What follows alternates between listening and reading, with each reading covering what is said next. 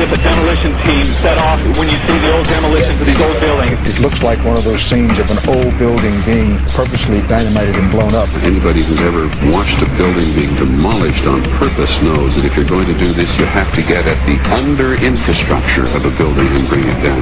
The way the structure is collapsing, this was the result of something that was planned. It's not accidental that the first tower just happened to collapse and then the second tower just happened to collapse in exactly the same way. How they accomplished this, we don't know. The building collapsed to dust. You don't find a desk. You don't find a chair. You don't find a telephone, a computer. The biggest piece of a telephone I found was half of the keypad, and it was about this big. What happened to the concrete? The concrete was pulverized from river to river. There was dust powder 2-3 inches thick.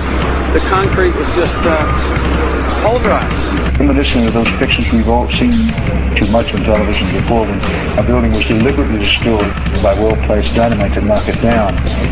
If they had detonated, they were planned to take down a building. I heard a second explosion. There was a heavy-duty explosion. Then there was those secondary explosions and then the subsequent collapses. An explosion blew and it knocked everybody over. To me, it sounded like an explosion. It sounded like gunfire. Bang, bang, bang, bang, bang. And then all of a sudden, 3 big explosions. We heard a big explosion coming down. And then the entire top of the building just blew up. We saw some kind of explosion. By the force of the explosion. Big explosion. Blew it back into the 8th floor. Then we get to the lobby. This is a big explosion.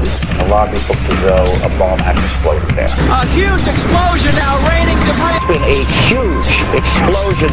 Huge explosion that we all heard and felt. We just witnessed some kind of follow-up explosion. We heard a very loud blast explosion. And a secondary explosion at Tower 1 camp. That is another bomb going off. He thinks that there were actually devices that were planted in the building. Planted in the building.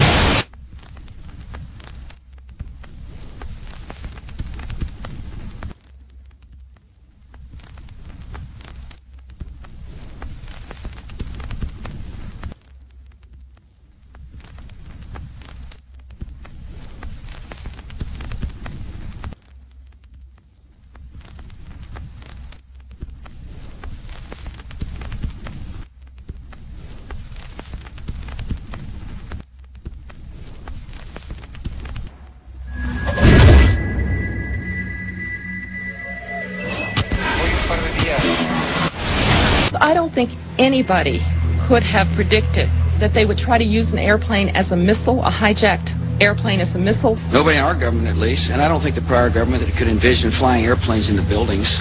No specific threat involving really domestic operation or involving what happened, obviously, the city's airliner and so. There were no warning signs that I'm aware of. USA Today reports that in the 2 years before the attacks on September the 11th, NORAD conducted exercises using hijacked airliners as weapons.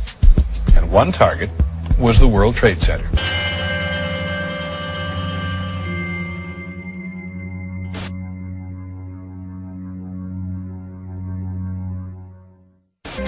In confidential documents from the Philippines obtained by CNN, the plan was clear.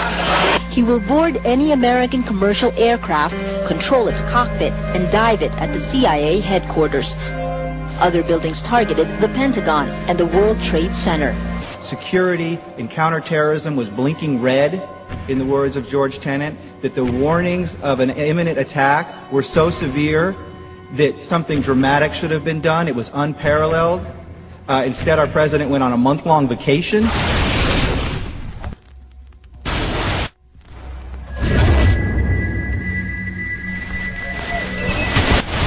The head of Pakistani intelligence at the ISI, Mahmoud Ahmed, requested Omar Sheikh to wire $100,000 to Mohammed Atta, who was the lead hijacker. Hijacker Mohammed Atta received wire transfers via Pakistan. The man sending the money to Atta is believed to be Ahmed Umar Saeed Sheikh. Omar Sheikh admitted he was supported by the Pakistan government's intelligence service, the ISI.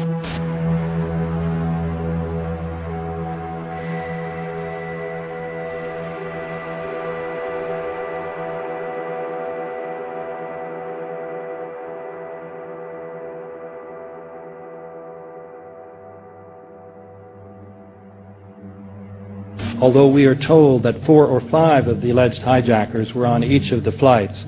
If so, their names should have been on the flight manifests.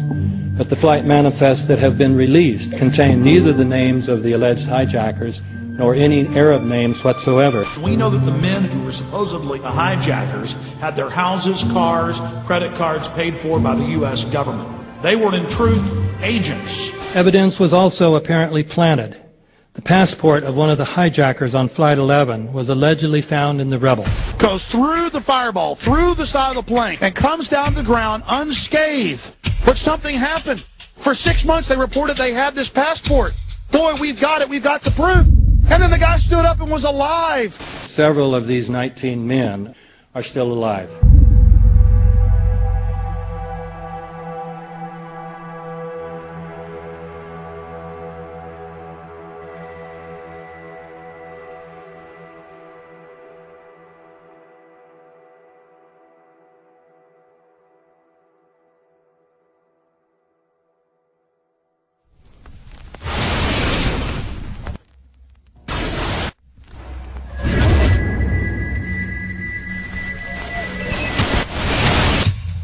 Of course we're after Saddam Hussein, bin Laden. He's January 2001, the Bush administration orders the FBI and intelligence agencies to back off investigations involving the bin Laden family, including 2 of Osama bin Laden's relatives, who were living, guess where, in Falls Church, Virginia, right next to CIA headquarters. When he was already America's most wanted criminal, he reportedly spent 2 weeks in the American hospital in Dubai, was treated by an American doctor, and visited by the local CIA agent.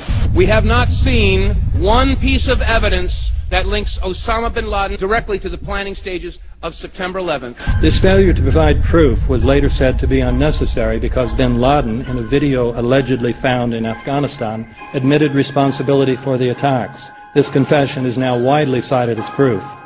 But the man in this video has darker skin, fuller cheeks, and a broader nose than the Osama bin Laden of all other videos.